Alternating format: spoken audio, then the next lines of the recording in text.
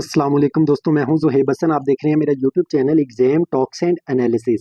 दोस्तों, daily basis पे हम डॉन न्यूज़ पेपर को कवर करते हैं। आज हम 6 सितंबर 2025 का जो एडिटोरियल का आर्टिकल है, इसमें इस वीडियो में वो कवर करने जा रहे हैं। और 6 सितंबर का जो ओपिनियन पेज के आर्टिकल है, उसकी भी मैंने वीडियो बना के अपलोड कर दिया, वो भी लाजमी सुनिएगा, क्योंकि आपको करंट अफेयर तैयार करने के लिए दोनों एडिटोरियल और ओपिनियन दोनों सुनना ज़रूरी है। दोस्तों, चलते हैं अपने पहले आर्टिकल पे, जो कि हमारा हाइब्रिड फेलियर्स के नाम से। दोस्तों, जस्टिस अतर मिनुल्ला जो हमारे पास चीफ जस्टिस हैं, यानी कि सुप्रीम कोर्ट के जजेस हैं, ये जजेस में से शामिल हैं। इन्होंने रिमार्क्स दिए हैं 5 सितंबर को कराची में। इन्होंने कहा कि पाकिस्तान का जो हाइब्रिड सिस्टम है, हाइब्रिड सिस्टम का मतलब कि हुकूमत और यानी कि सिविलियन और आर्मी दोनों मिलकर जो हुकूमत चला रहे हैं, उसको हाइब्रिड सिस्टम कह रहे हैं। इन्होंने कहा यानी कि अतर मिनुल्ला ने, कि पाकिस्तान का जो हाइब्रिड सिस्टम है, ये एक डिक्टेटरशिप की एक नई शक्ल है। उन्होंने कहा कि तकरीबन 77 ईयर्स जो है जुडिशियल हिस्ट्री के, आप वो कहते हैं कि ये मेरे लिए कोई फ़ख्र की बात नहीं है। क्यों नहीं है, आप वो देखिएगा।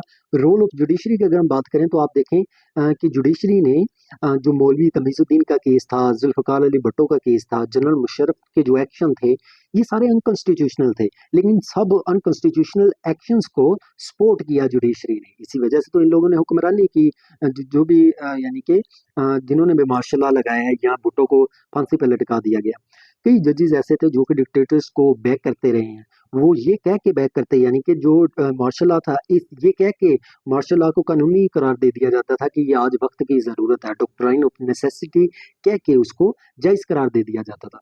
कुछ जजेस ऐसे थे जिसने ब्रेवली यानी कि रिफ्यूज़ किया और डिक्टेटर्स को सपोर्ट नहीं किया। लेकिन बहुत सारे जजेस ऐसे भी थे जिन्होंने यानी कि डिक्टेटर्स जो थे, उनका जो उन्होंने मार्शल लॉ लगाया था, उसको सपोर्ट किया। अभी अगर हम देखें कि इसका नुकसान क्या हुआ हाइब्रिड सिस्टम का पाकिस्तान को। दोस्तों, पाकिस्तान के अंदर राइट ये कहता है कि जुडिशरी और पार्लियामेंट इस हाइब्रिड सिस्टम की वजह से वीक होते जा रही हैं। क्यों? जुडिशरी के अंदर आज़ाद अदलिया नहीं रही, और पार्लियामेंट की बात करें तो प्राइम मिनिस्टर के हाथ में अब पावर नहीं रही, जिसकी वजह से दोनों अदारे अब कमज़ोर होते चले जा रहे हैं इस हाइब्रिड सिस्टम में। ये राइटर का कहना है। दोस्तों, जो रियल पावर से है, दोस्तों राइटर ये कहता है कि उससे तो हम ब्लेम नहीं करते, लेकिन क्योंकि हमें जो फेस नज़र आ रहा होता है वो सिविलियन लीडर्स होते हैं, प्राइम मिनिस्टर है, सदर है या मिनिस्टर्स हैं, हम जस्ट उनको सजा देते हैं, उनको बुरा भला कहते हैं। राइटर ये कहता है कि जो ट्रू डेमोक्रेसीज होती हैं, उसमें जो लीडर्स होते हैं, वोटर्स उनको अकाउंटेबल यानी कि ठहराते हैं। जो हिडन पावर्स होती हैं, उनको किस तरह से अकाउंटेबल ठहराया जाए, ये यानी कि डेमोक्रेसी में नहीं होता। इसके अलावा करंट सिचुएशन क्या चल रही है, आप देखें कि कुछ जजेस तो ऐसे हैं दोस्तों, जिन पे इल्ज़ाम है कि वो अनकॉन्स्टिट्यूशनल लॉज और अमेंडमेंट्स जो हो रही हैं, इसको इसकी मदद कर रहे हैं, इसको यानी कि सपोर्ट कर रहे हैं। इसके अलावा पाकिस्तान के राइटर कहता है कि हालात भी अच्छे नहीं हैं, उसके बावजूद अगर हाइब्रिड सिस्टम का हमें नुकसान ही हो रहा है, हमें हाइब्रिड सिस्टम से निकल के रियल डेमोक्रेसी की तरफ जाने की ज़रूरत है। फॉर एग्जांपल 2 मेजर इंसर्जेंसीज हैं, खैबर पख्तूनख्वा में, बलूचिस्तान में जारी है। इसके अलावा दोस्तों, इंडिया की तरफ से हमें थ्रेट है, अफगानिस्तान में अनस्टेबिलिटी है, वहाँ की हुकूमत को स्टेबल नहीं है, हमें वहाँ से भी थ्रेट है।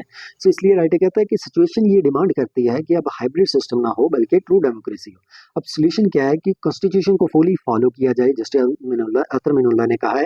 वो जो मिलिट्री है, उसे सिर्फ डिफेंस पे फोकस करना चाहिए, पॉलिटिक्स में नहीं। हाइब्रिड सिस्टम को खत्म करने की ज़रूरत है, ताकि डेमोक्रेसी को मजबूत किया जा सके। दोस्तों, ये हमारा पहला आर्टिकल था। अब चलते हैं अपने दूसरे आर्टिकल पे।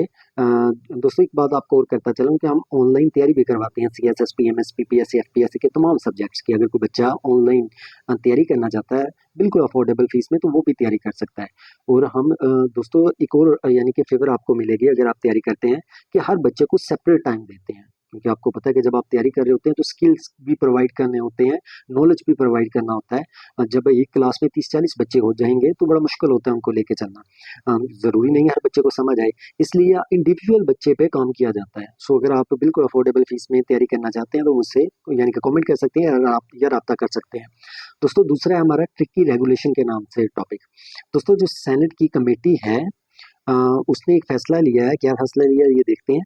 उसने कहा है कि जो लोग हैं, यानी कि Pakistan virtual asset regulatory authority के, उनके बारे में उन्होंने कहा है कि उन लोगों को जो वर्चुअल एसेट्स हैं, उसके बारे में ट्रेड नहीं करनी चाहिए। यानी कि उन लोगों को ऑनलाइन ट्रेडिंग की तरफ नहीं जाना चाहिए। क्यों नहीं जाना चाहिए, वो आगे बताएगा।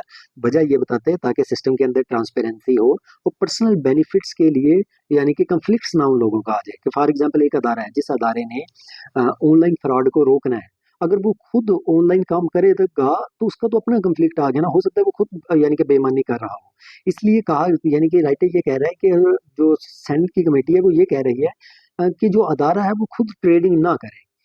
अब मेन प्रॉब्लम क्या है, क्रिप्टो के बारे में बात की जाएगी इस टॉपिक के अंदर, क्रिप्टो मार्केट के बारे में। दोस्तों ये क्रिप्टो करेंसी है जिसके बारे में हम ट्रेडिंग करते हैं, ये सीक्रेट और बड़ी मुश्किल से आप इसको ट्रैक कर सकते हैं, यानी कि इसको ट्रैक करना भी आसान नहीं है कि किन लोगों के दरमियान में ये यानी कि क्रिप्टो जो करेंसी है इसको इसकी कौन लोग ट्रेडिंग कर रहे हैं या उसका ट्रैक क्या रहा है, ये अभी कोई इस तरह का स्ट्रॉन्ग प्लेटफॉर्म नहीं बन सका। और ये जो क्रिप्टो मार्केट है फिर ये इस्तेमाल होती है मनी लॉन्ड्रिंग के लिए और टेररिज्म फाइनेंसिंग के लिए। आप देखें कितने बड़े मसले हैं इसके दो। अब ये जो बिल प्रपोज किया जा रहा है दोस्तों, इसमें क्या किया जाएगा, जो क्रिप्टो ट्रेडिंग है इसको क्लियर बनाया जाएगा और सेफ बनाया जाएगा। इलीगल एक्टिविटीज इसके अंदर जितनी भी है उसको कंट्रोल करने की कोशिश की जाएगी। यानी कि आप ये कह रहे हैं कि ये ऐसा बिल लाया जा रहा है जिस बिल के थ्रू जो ऑनलाइन हम ट्रेडिंग करते हैं उस ट्रेडिंग में रूल्स एंड रेगुलेशन बनाए जा रहे हैं।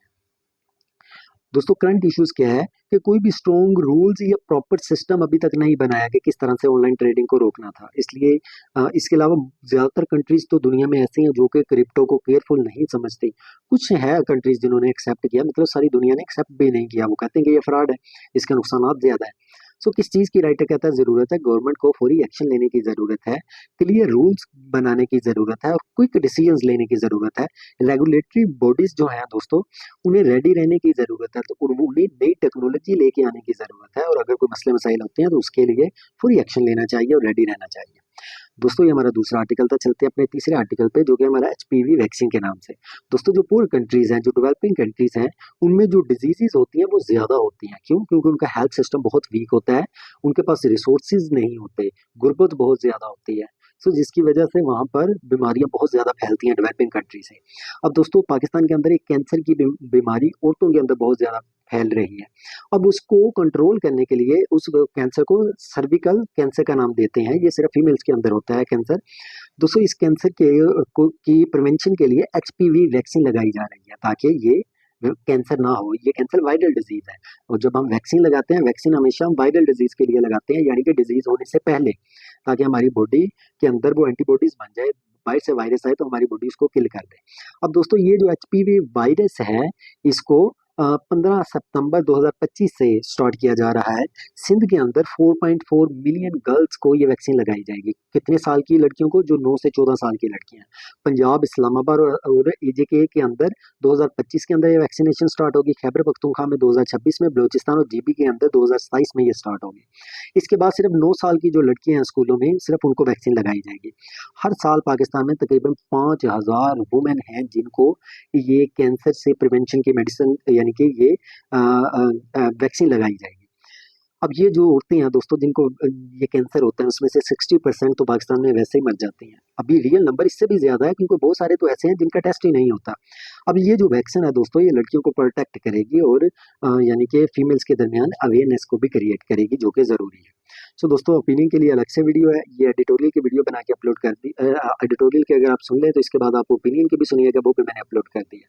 फिर आपका इंशाल्लाह आज का करंट अफेयर तैयार हो जाएगा। अगर आप चाहते हैं डेली बेसिस पे मेरी वीडियो आपको मिले तो काइंडली सब्सक्राइब लाजमी कीजिएगा। अल्लाह हाफिज़।